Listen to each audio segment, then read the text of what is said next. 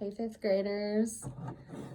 So I'm doing a video and I'm going to be doing quite a few of these videos for you.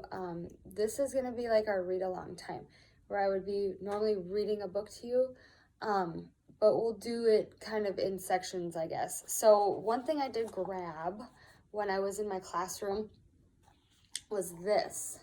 We were reading this. I don't know if you guys remember My Survival, A Girl on Schindler's List. We were only about 4 chapters in, but I'm going to continue reading this book for you. So if you would like, all you have to do is simply watch and listen to this video. Okay. If you don't remember what's going on, actually we only read 3 chapters, but if you don't remember what's going on, it's about an 11-year-old girl. Her name is Rena, and she is in Krakow, Poland in 1939. So this is her story of survival and how she survived during World War II. And where we left off in chapter 3, I was kind of reading right before I popped this video on, is she was telling us about what the Germans were taking away from the Jewish people. They were no longer allowed to use public transportation. They were no longer allowed to be walking in the streets. They were no longer allowed to go to school or hold any religious services. And she's just kind of saying, could it possibly get any worse? Okay, and that's right where we left off. So this is chapter 4. It says 1940 to 1941, the Krakow Ghetto. By the spring of 1940, the Jewish citizens of Krakow were forced to do hard labor every day. This included older people who were made to clean the streets. No Jews were safe. Several times, I saw Germans grab people off the street and send them away. The police looked in particular for men who wore beards and sidelocks, which are long, curly sideburns. Religious men grew a beard and sidelocks as a sign of their deep faith in God. The German soldiers grabbed them, cut off their hair, and then drove them away in trucks. The grown-ups never told us where the police took these men. They didn't want to shock us with the truth. One morning, my parents and I had to renew our permits to remain in Krakow. Children under 12 were not allowed to stay, and I was barely 11. Fortunately, I was tall for my age, and my father altered my birth certificate to say I was 12. We presented ourselves at the government offices and stood in a line with about 2,000 other people waiting to get permits. Hundreds of German soldiers walked up and down the line, armed with rifles and revolvers. Many of the soldiers held huge dogs on leashes. I had never in my life seen dogs so big. Just as the agent was about to hand us our permit renewals, trucks arrived. Soldiers jumped down and walked over to the people waiting for their permits. The soldiers separated out the Jewish men and shoved them into the trucks. Husbands and fathers were dragged away from their families, and people were crying and screaming. The Germans fired guns into the air to quiet the crowd, and their fierce dogs barked. We were terrified. Less than 500 feet away from this chaos and screaming, on one of the main streets of the city, Polish people went about their business as though nothing were happening, as though we Jews didn't exist. Outside the area of the roundup, people pretended not to hear or see anything. How is this possible? I asked myself. Are we not all Polish citizens? My father and his brothers had fought for Poland in World War I. Yet here were our neighbors, the people my family had fought for, turning their backs on us. Just before the soldiers could take my father away, the permit officer stamped our papers and handed them over. You can stay in Krakow, he told my father, but you must leave your apartment and move your family into the ghetto. The ghetto was a series of streets that contained 320 apartment buildings. Before becoming a ghetto, these buildings housed about 3,000 people. The Germans moved those residents elsewhere and crammed more than 16,000 Jews into the same crowded space. Flyers hung on every street corner of the city, announcing that all Jews were to relocate to the ghetto no later than March 20th, 1941. My father brought a pushcart to our apartment building. We loaded it with pots, pans, towels, blankets, and the wooden bed from my parents' room. We handed our apartment keys to the super and walked away from our beautiful home. It was a short walk from our building to the ghetto, maybe only 20 minutes, but this was in March and the weather was still frigid. Before leaving, we dressed in as many layers of clothing as possible. I wore 3 pairs of pants and 4 sweaters and felt like a teddy bear. From the street, I looked back at our building and cried over having to leave behind my copies of Anne of Green Gables, Oliver Twist, David Copperfield, and other favorite books. I also had a collection of Shirley Temple dolls that I loved, and they stayed behind as well. We walked through the streets of Krakow, pulling the wagon that contained everything we had left in the world. From the sidewalks, Polish people spit, threw stones at us, and yelled, "Good riddance! Go, Jews! Don't ever come back!"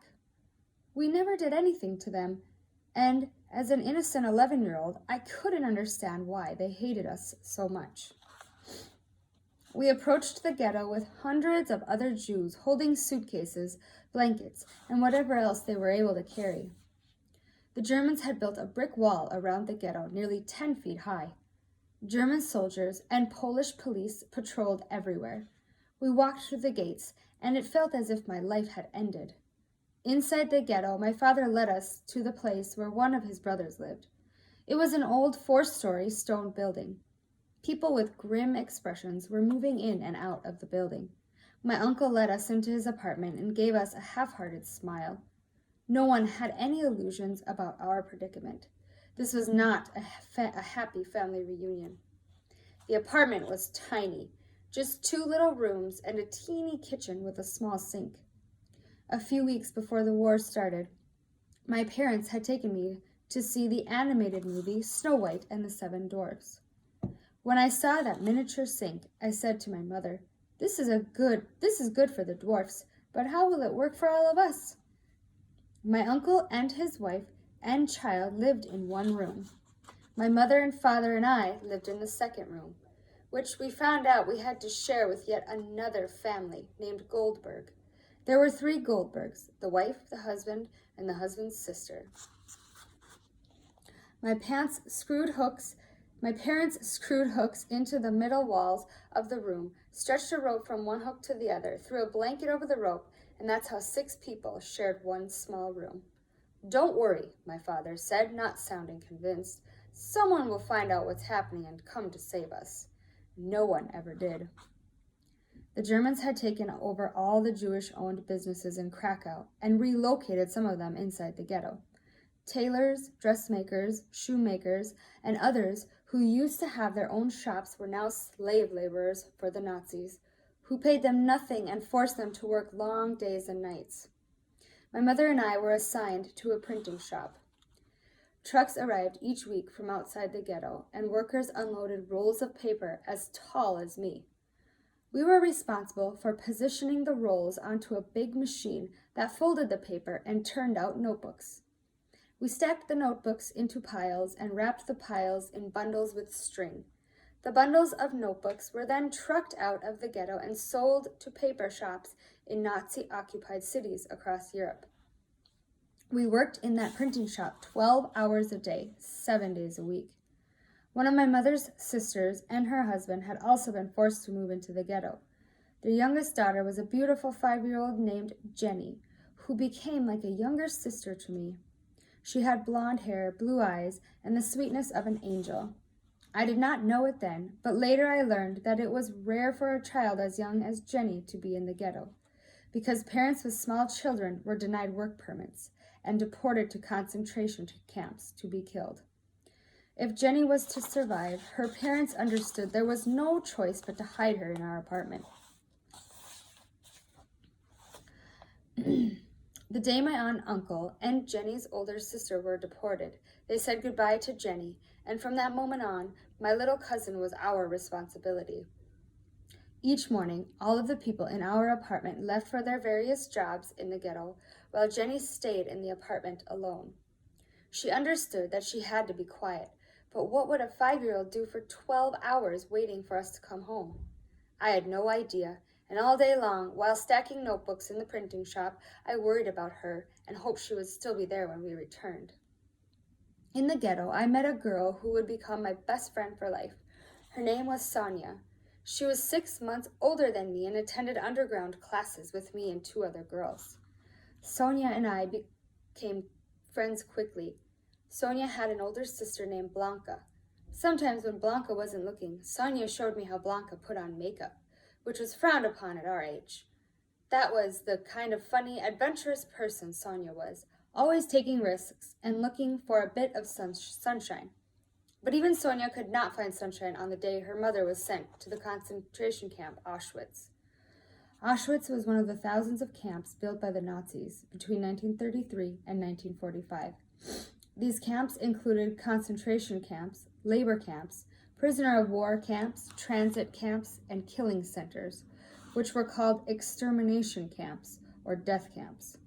By 1942, the purpose of the Nazi Party was to kill every Jew in Europe, and in May, the German authorities began deporting Jews by train. We called them transports, from the Krakow ghetto to camps across Europe. In some camps, prisoners were worked to death. In other camps, prisoners were suffocated in gas chambers and their bodies burned to ashes in crematoria ovens. The Nazis called this mass murder of Jews the final solution. Auschwitz was the largest of all Nazi killing centers.